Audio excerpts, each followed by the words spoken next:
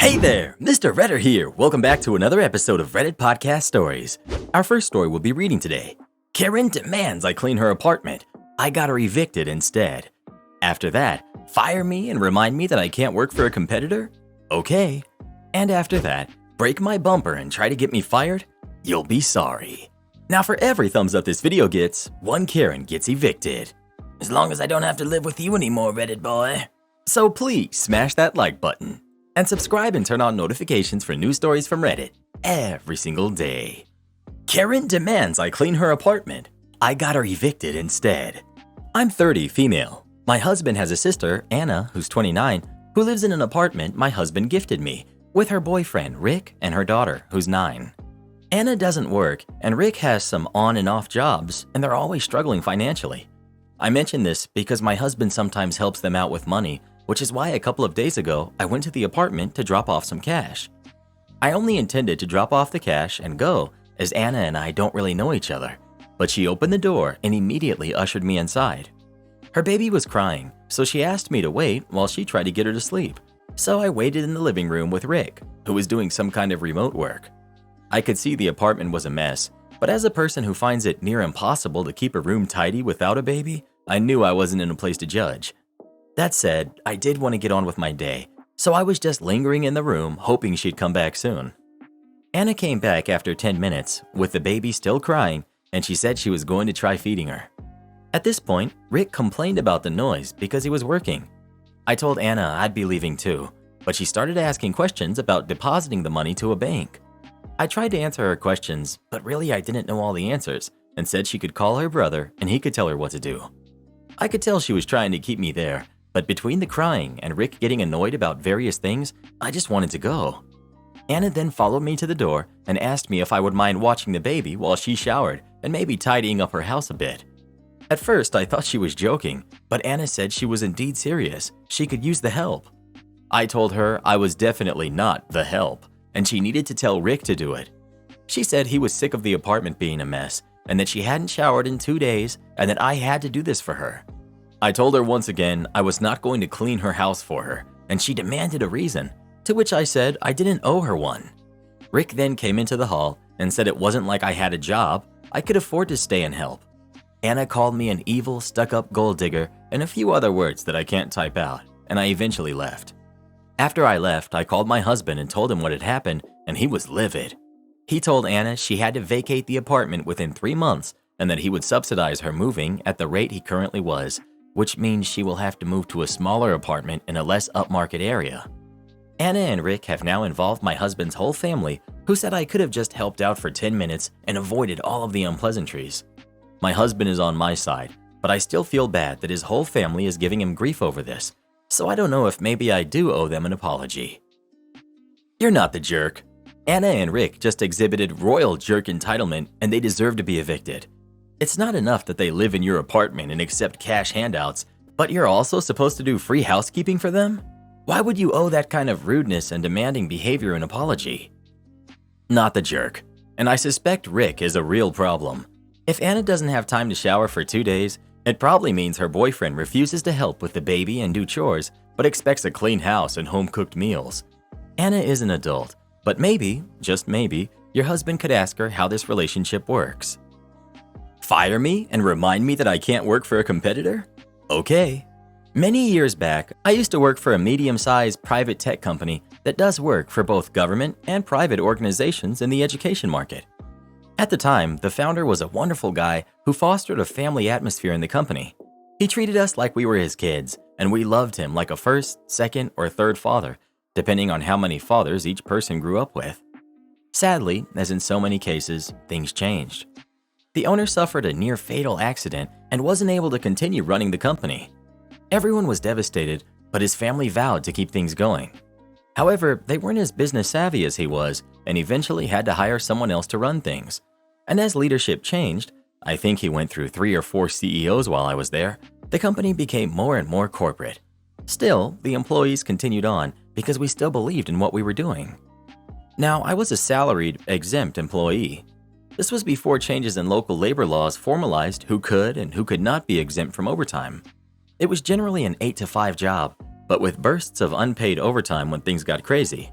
I loved my manager, who acted like a big brother, and he always had our backs, and I had plenty of friends amongst my coworkers. My job was to handle the technical implementation of one of our bigger and longest-lasting government clients. I knew the system inside and out and did my best to ensure that the client had their expectations met while trying not to melt our systems. It was interesting work, and I learned a lot about both the tech we used and how the client's operations ran. Eventually, we got a new CEO who brought in their own top-level staff, and this bunch was as micromanagey as you can get. Our manager did his best to shield us, but cracks were starting to form. One by one, they started nitpicking and going after various employees, many of whom had been with the company for years, and my turn had finally come. Came back from lunch a few minutes late with my coworkers because there had been an accident? Noted. HR warned me about watching a video on my computer at work. Sorry, didn't know client presentations were off limits. Walked into the office half an hour late? My carpool buddy, who was pregnant, had morning sickness in the car. Yeah, that wasn't pretty. And just like so many others in this subreddit, they conveniently ignored any unpaid overtime worked throughout the year. Eventually, they built up enough evidence that I was called into a meeting with HR and my manager. When I walked in, I knew it was bad because my manager looked simultaneously outraged and sad. I was told that, due to my numerous infractions, that I was to be terminated immediately. Part of me was expecting this, since it had already happened to several others in much the same way, so I wasn't too surprised. As part of my termination, they reminded me that, per my original employment contract, I was not allowed to work for another company in the same educational technical service field, example, one of our direct competitors, for 5 years. A standard non-compete clause. I could of course work if it wasn't related to education, or, important for later, if it wasn't a private company. This was written back during the original owner's tenure, so it wasn't as strict as other non-compete clauses were. So that was that. My carpool buddy was given permission to leave early, or she wouldn't have had a ride home later, and my service with the company ended. My coworkers were surprised and upset, mostly because the company's reasons weren't that good, but also because the annual updates for my client were due in a few months. I had finished most of the work, but there was still stuff that needed to be done. And you'll probably all call me stupid, but I freely, emphasis on free, made myself available to my coworkers if they needed help. Why?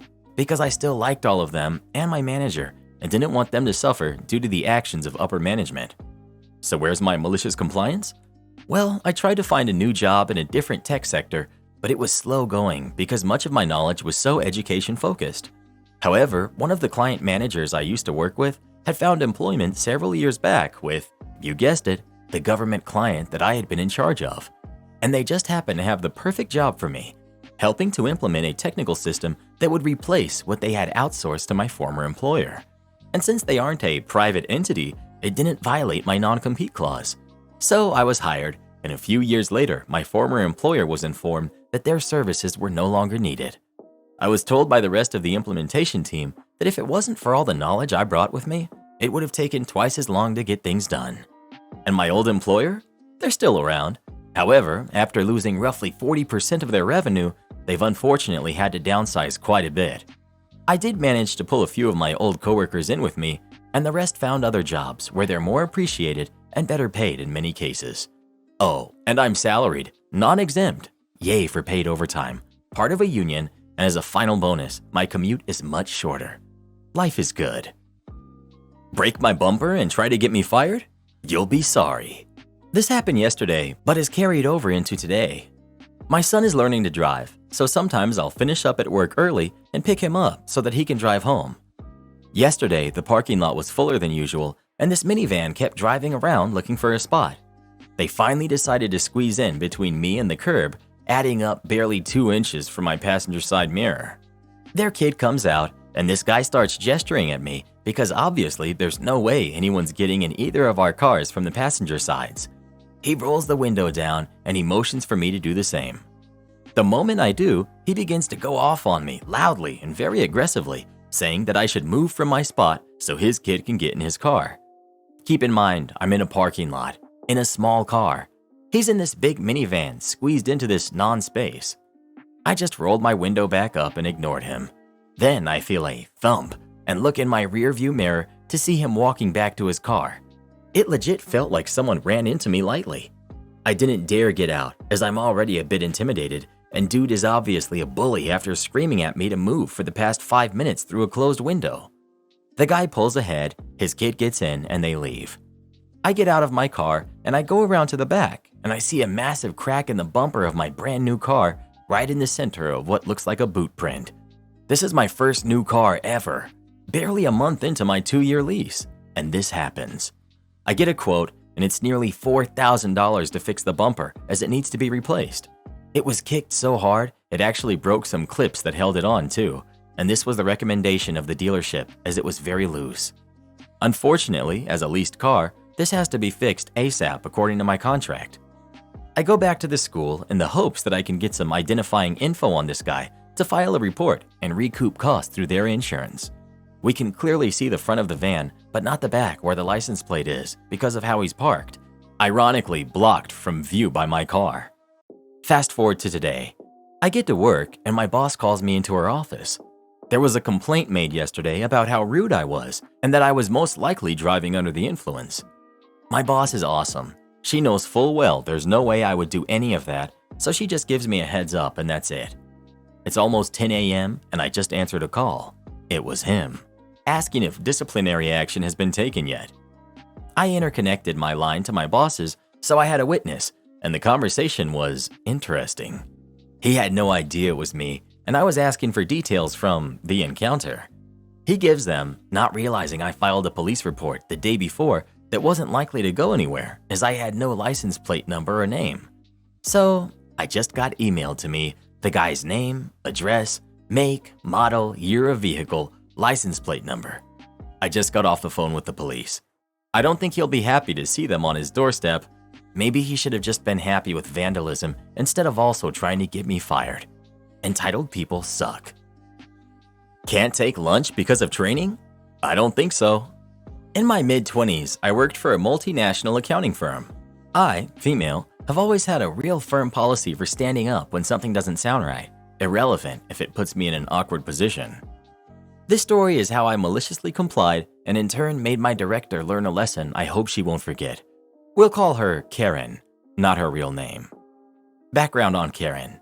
When she joined the team, we all liked her. She made great changes and we got on well with her.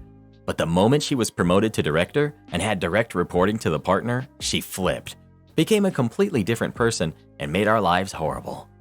Previously, she spent her career heading up call centers, which was really evident in her management style, and for some reason made it her mission to cut costs in the team and go under budget. This affected everything, from telling us we didn't have a stationary budget for pens and had to take from other team stores, to only allowing a one drink, one course policy on team dinner events.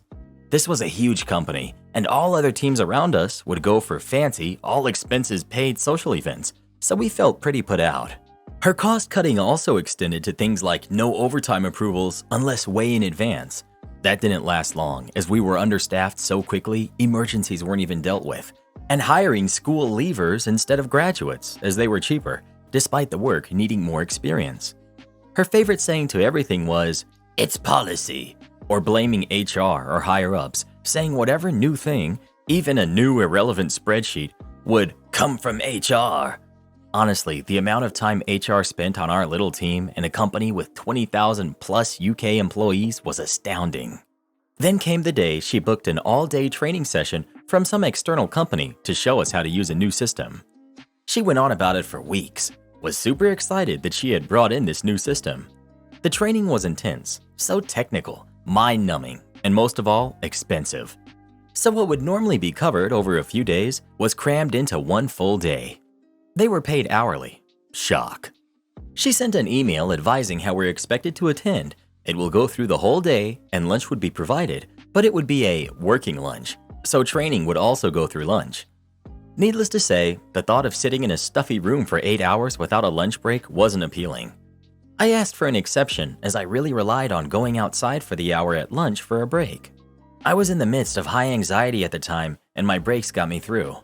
She said it's policy, that we would be expected to change our workday around to fit training, and there is no policy that requires her to allow me to go out. If I had an issue, I should check the HR manual. I think until now, this statement usually worked for her as no one ever really checked her. I went one better. I went to HR. Cue malicious compliance. Using the effective wording of, "for my mental health and well-being," HR replied, and of course disagreed, as UK law mandates training as work, and an 8-hour day requires at least a 1-hour break, which I am allowed to choose what I do with. They CC'd Karen. Karen backed down, but verbally told me it was an exception for me and to not share with the rest of the team.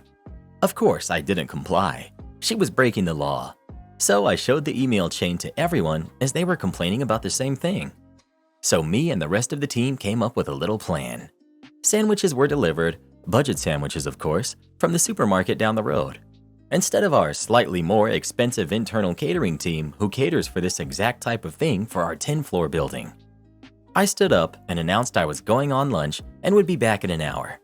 Cue the rest of the team, all 12, standing up after me. Karen goes, "Where are you all going?" To which someone replied, "I understand that HR said we were allowed to leave the room for the hour for lunch." The look on her face was priceless. She knew she was stuck. She couldn't say anything. We left her in there alone with the 2 trainers who seemed to guess something was up. I've never felt more satisfied in all of my life. We all had a good laugh about it outside. I think I even did a happy dance. She also knew she couldn't complain to me about it, as that would highlight her breaking the rules. I felt like I was walking on air all day. After this, there was much less blaming of HR, and generally she was a little skittish around me because she knew I didn't take her crap and I would call her out. A second training session had to be booked since the training would never have worked in one day. There were lots of moans and groans about how expensive the extra training session would cost. I left a couple of months afterward, and so did pretty much the rest of my team, replaced by school leavers of course, but I'm very glad I complied. I believe Karen still works there, but for a much smaller team. Am I the jerk for telling my dad he hasn't really served our country any more than I have? I'm 22, male. My father is a career soldier. He has been since before I was born. In fact, he served 26 years exactly. I know because he never forgets to tell someone. My family, including my sisters, who are 20 and 18, they were your classic military family. He never deployed overseas, but he does base maintenance stuff. But we still moved a ton. I think the longest we spent in one place, between when I was born and when I turned 18, was 2.5 years. My dad was always insistent that whether or not it was in uniform, that we serve our country, though he was never clear on what exactly that meant. My older sister is going to school to be a labor and delivery nurse. That counts according to him. My youngest sister joined the Navy the day she turned 18. That obviously counts to him. I decided to become an electrician. That doesn't count according to him. When I was 18 and told him, he wouldn't pay for my trade school. He paid for nursing school for my sister. And he didn't let me move in with the family when it came time to do that a year later. I was able to get an apprenticeship with an older cousin of mine, and that's what I'm doing right now. My dad told me to my face how disappointed he was when I told him what I wanted to do.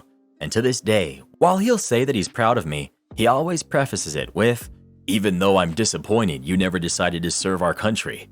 I don't really care for him these days, but I still fly out at least twice a year to see my mom and sisters, who are all supportive. I was over there last month to visit, and he started telling me it was never too late to enlist, and that the military still needs electricians, and I was sick of his crap. I told him I've done as much for our country as him. All he's ever done is be a mechanic who knows how to shoot.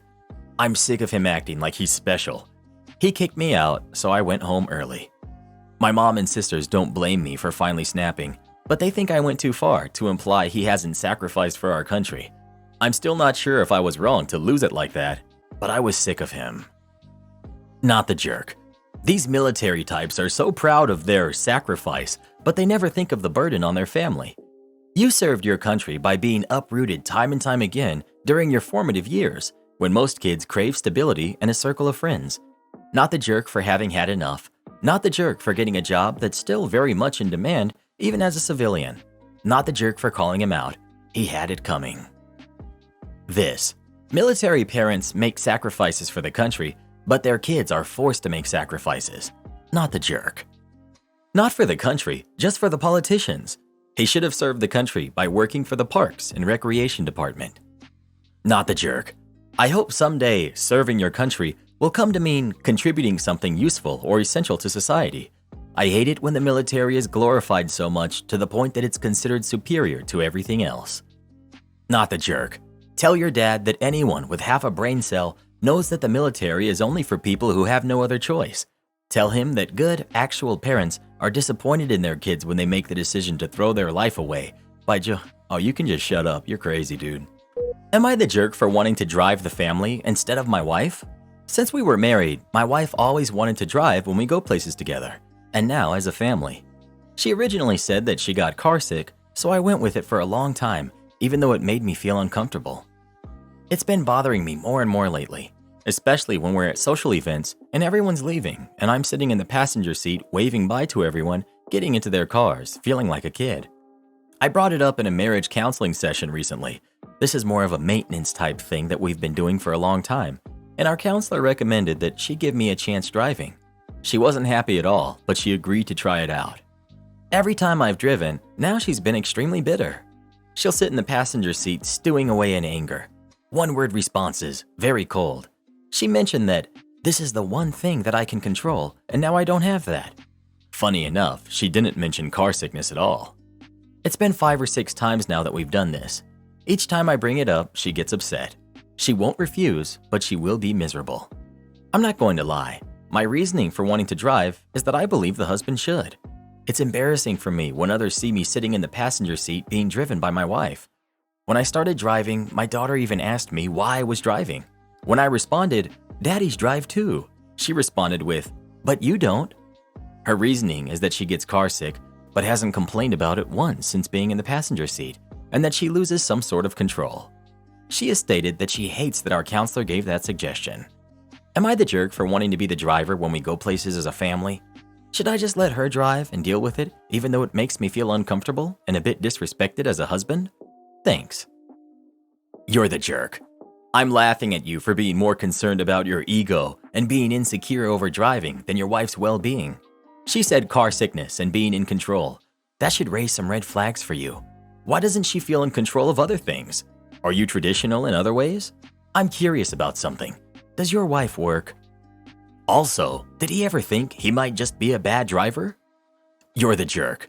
She has an actual physiological issue when you drive, and you have an ego issue when she drives. You're the problem here. She'll sit in the passenger seat stewing away in anger? She's sitting there feeling sick to her stomach. Were you expecting her to be happy? You're the jerk. What kind of weird crap is this? Did you actually tell your therapist why not driving bothers you? I feel like they wouldn't be entertaining this if you did. I take it you've never been motion sick before. You aren't usually in a talkative and happy mood while nursing a headache and trying not to throw up. Would I be the jerk for not returning a $1,000 gift given to me by my coworkers for my baby? In December of 2019, I told my boss that I'd be quitting in January of 2020 to be self-employed.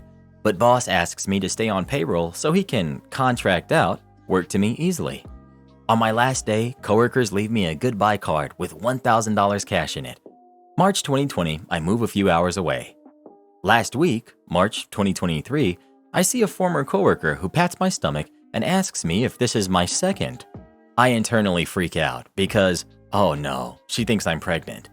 I know I'm 20 pounds over where I'd like to be, and a lot of that is on my gut, coupled with a super curved lower spine that made my belly stick out.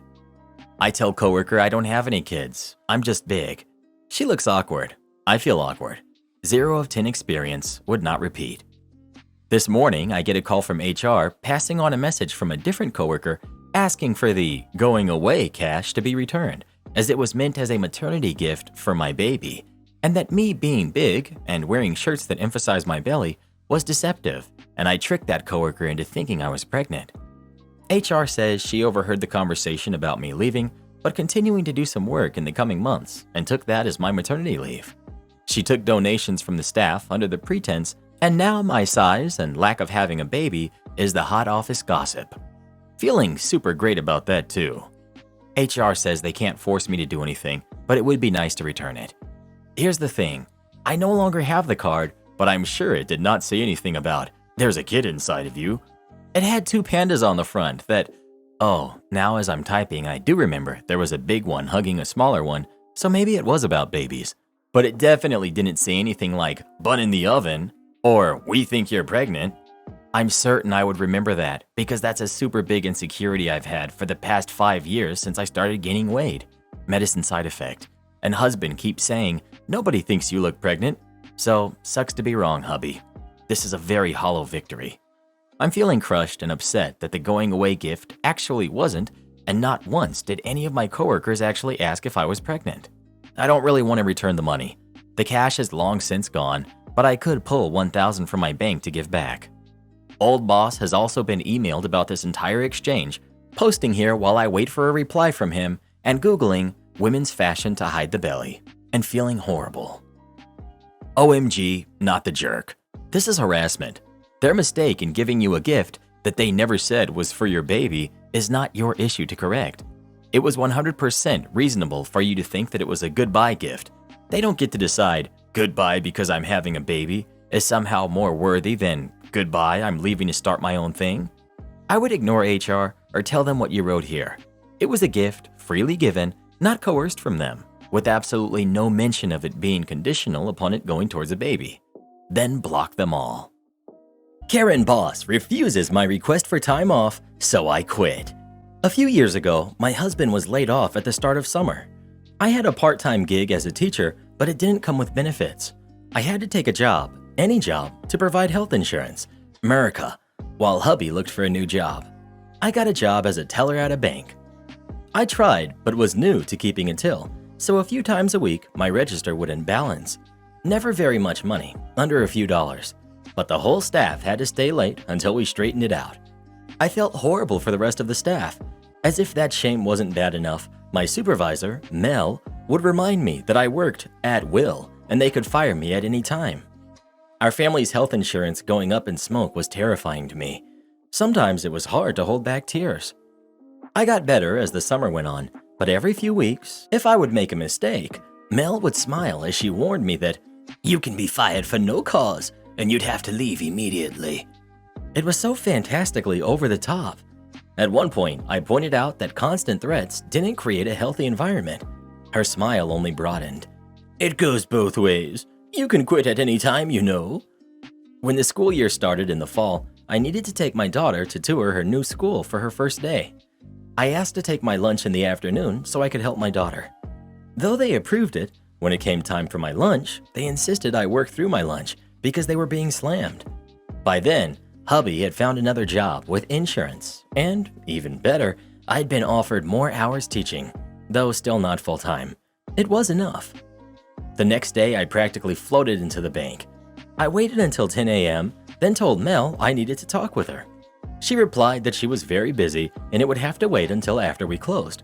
"Oh, I won't be here then," I said. She looked shocked. "What?" I smiled. "Remember that I needed to bring my daughter to her new school yesterday? You wouldn't let me do that, so I'm doing it this afternoon." She didn't get it at all. "You can't just take an hour off when you—" I had to interrupt. "I'm not taking an hour off. I'm leaving, for good, at noon. You kept reminding me that I work at will. Thanks for those reminders. I'm leaving for good in 2 hours." While Mel fumed, I waited on customers. I practically sang my greetings to them and was so cheerful, customers kept asking me why I was so happy. I was delighted to tell them, because I'm leaving forever at noon. After a half hour of that, Mel thought I should just go right away, and I did. I skipped right out that door, then gave Mel a very elaborate curtsy at the door. Husband left me locked out for 45 minutes while he played Elden Ring. My husband and I currently live in an apartment that requires a key fob to get into the building, then a regular key for the apartment. Over the weekend, my fob stopped working, and for some reason, the office is dragging their feet replacing it. Office is closed weekends, so I called Monday to ask for a replacement. My husband's fob is fine, so we're using that in the meantime. I get off work 2 hours after he does, so he keeps the fob, and we agreed that he'll make sure he's at the apartment when I get home so he can let me into the building. I call him when I'm leaving work to give him a heads up that I'll be at the apartment in 15 minutes. I leave work at the same time every day and have for the last 4 years, 5 p.m. Today I left work, called my husband, no answer. I send him a text message, "Hey, I'm on my way home." I call him 2 more times on my drive home, no answer. I arrive at the apartment and his truck is in the lot, so I know he's home. I stand in the entrance lobby and call him over and over. No answer. But I ended up locked out for 45 minutes before another tenant was leaving and let me into the building. I get up to the apartment and my husband is playing Elden Ring on our PlayStation with his headphones on. Apparently, he bought it today. I walk over, tap him on his shoulder, visibly upset. He gets that, "Oh no, I messed up," look on his face and rips his headphones off. I calmly ask him, "What on earth, dude?" He tells me he lost track of time, totally forgot, etc. His phone was on silent and across the room from him, thus why he didn't answer the calls. I was upset and I wanted to avoid raising my voice or causing a blowout, so I just tell him that was a jerk move. Take the fob off his keychain and leave it to go visit my sister, which is where I am currently. My husband is texting me, essentially saying I'm the jerk for taking the fob, which means he can't leave the building without getting locked out. I pointed out to him that he left me locked out for 45 minutes and that he's at home with his game and that as far as I know, he had no plans to leave the apartment from what he had told me. My sister finds this all hilarious, but does think maybe I was a little too harsh taking the fob when I left. Personally, I feel I was not the jerk as I have no issue with him gaming. I game myself. I have issue that he left me locked out and standing in the lobby for 45 minutes because he wasn't paying attention. Am I the jerk? Info: I didn't take the fob to punish him. I took the fob as he was still gaming when I left for my sister's, so I took it in the event he became distracted and left me locked out again, or in case I stayed late hanging out with my sister and he fell asleep. Info 2: was advised to add this. My sister is 5 minutes down the road from where we live. I took off the fob in front of him, told him when I'd be home, and texted him when I got to my sister's. I'm not an hour away. In the event of an emergency, I can be home ASAP. Keep the fob. Your husband can find an imbued sword key to let himself in and out. Not the jerk. My husband, when I showed him this comment, I lost 17,000 runes to one of those earlier. Not sure he took the right lesson. Not the jerk. You are also leaving, so why wouldn't you have taken the key fob? Seriously, I don't understand why people are saying she's punishing him. He clearly has no intentions of leaving the apartment. Why would she not bring it with her? Not the jerk. I would be livid. It was a genuine mistake, so as long as you're not planning on being away with the fob overnight or anything, you're fine. But taking it to go for a visit to ensure you can get back in later when he's just on the couch gaming is perfectly reasonable. Support our channel by joining as a member today, and we'll give you a shout out in our next video. Or come watch this video next. You won't believe what Karen does in that one.